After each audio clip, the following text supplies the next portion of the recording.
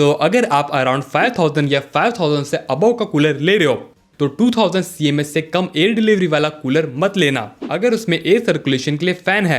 Otherwise blower वाले air coolers में हमें अंडर 7000 रुपीज में मोस्टली कूलर में एयर डिलीवरी अंडर 2000 सीएमएच की ही मिलेगी। जनरली ब्लोअर वाले कूलर की एयर थ्रो कंसंट्रेटेड होती है एंड एयर थ्रो का डिस्टेंस भी लॉन्गर होता है। दैट्स वाई ज्यादा ह्यूमिडिटी वाले एरियाज के लिए ब्लोअर वाले कूलर बेटर होते हैं और वहीं नॉर्मल कंडीशन के लिए फैन वाले कूलर बेटर होते हैं, क्योंकि इनका एयर स्प्रेड अच्छा होता है एंड कूलिंग भी बेटर होती है विथ लो पावर कंजप्शन। बाकी यहाँ पे कूलर्स में मोटर भी दो टाइप की होती है, ball bearing and bush motor. यहाँ पे टेक्निकली तो बॉल बेरिंग मोटर बेटर होती है, बट यहाँ पे पॉइंट ये है कि अगर मोटर एक अच्छे ब्रांड की है तो बॉल बेरिंग मोटर हो या फिर बुश मोटर, इससे हमें रियल वर्ल्ड यूजेस में कोई ज्यादा फर्क नहीं पड़ेगा। एंड फिर यहाँ पे मोटर की बात चल रही है तो वाइंडिंग की बात तो चलेगी ही। तो सच बात तो ये है कि मोस्टली ब्रांड्स में हमें एल्यूमिनियम वाइंडिंग वाली मोटर ही मिलती है एंड इसी वजह से यहाँ पे ब्रांड्स अपने कूलर की मोटर की वाइंडिंग को मेंशन नहीं करते। लेकिन यहाँ पे कुछ अच्छे ब्रांड्स हैं लाइक हैवेल्स वगैरह जो यहाँ पे सीधा एल्यूमिनियम मेंशन करती है, वो यहाँ पे मेंशन करने से नहीं डरती। दैट्स वाई अगर आप एक वेल रेप्यूटेड ब्रांड का कूलर ले रहे हो तो मोटर वाइंडिंग पे ज्यादा दिमाग लगाने की जरूरत नहीं है। यहाँ पे सिंपल सा फंडा है कि जो मोटर कम पावर कंजप्शन में ज्यादा एयर डिलीवरी देगी वो उसकी मोटर ज्यादा पावर एफिशिएंट होगी। बाकी फिर आजकल यहाँ पे हर एक cooler by default inverter compatible होता है, ब्रांडेड हो या फिर लोकल।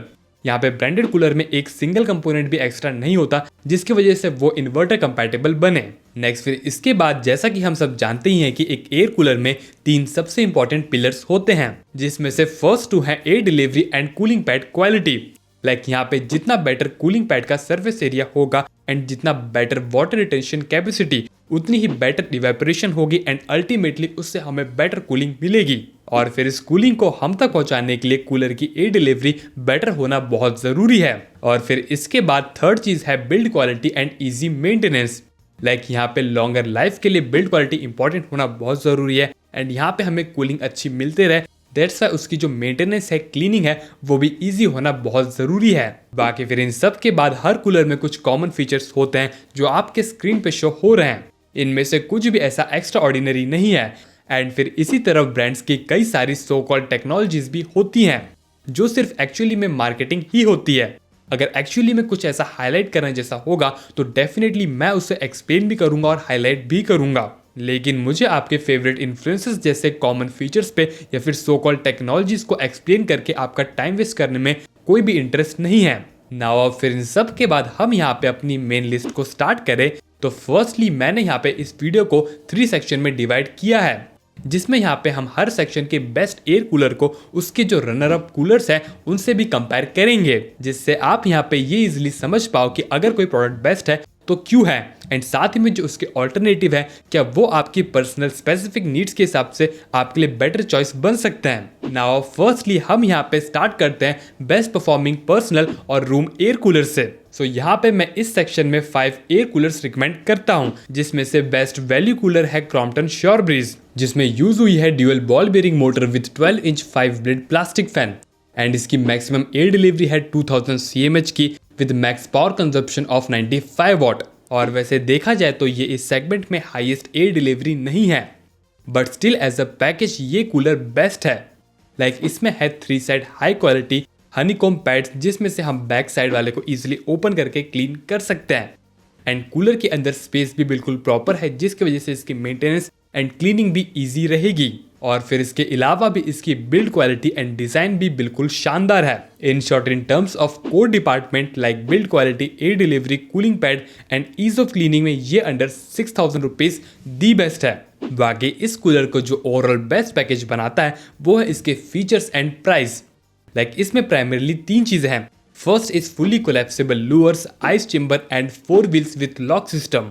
ये सब चीजें करेंटली अभी किसी भी ब्रांडेड कूलर में एक साथ नहीं मिल रही अंडर 6000 रुपीज। और फिर इसके अलावा जो बेसिक फीचर्स हैं लाइक 4-वे air deflection, vertical auto swing louvre, water inlet, drain pipe, water level indicators, 1 year of warranty, inverter compatibility and so on, ये सब कॉमन फीचर्स हर एक कूलर जैसे इस कूलर में भी मिलते हैं। आपके फेवरेट इन्फ्लुएंसर्स जैसे इन बेसिक चीज़ों को बढ़ा चढ़ा के बता के आपका टाइम वेस्ट करने में मेरा कोई भी इंटरेस्ट नहीं है।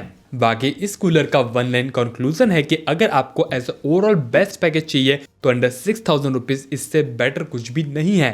नेक्स्ट फिर इसके बाद हम ऑल्टरनेटिव की बात करें तो अगर आपको अंडर 6,000 रुपीज इससे थोड़ी बेटर परफॉर्मेंस चाहिए फ्रॉम अ रेप्यूटेड ब्रांड तो आपके लिए हिंदवेयर Xeon एक बेस्ट ऑप्शन है with highest air delivery of 20 to 150 CMH under 6,000 rupees and additionally इस पे मोटर पे भी 2 years ऑफ वारंटी मिलती है। बस यहाँ पे इन कंपैरिजन टू क्रॉम्पटन इसमें आइस चेंबर नहीं है। एंड वैसे यहाँ पे हिंदवेयर का एक और कूलर है क्रूजो।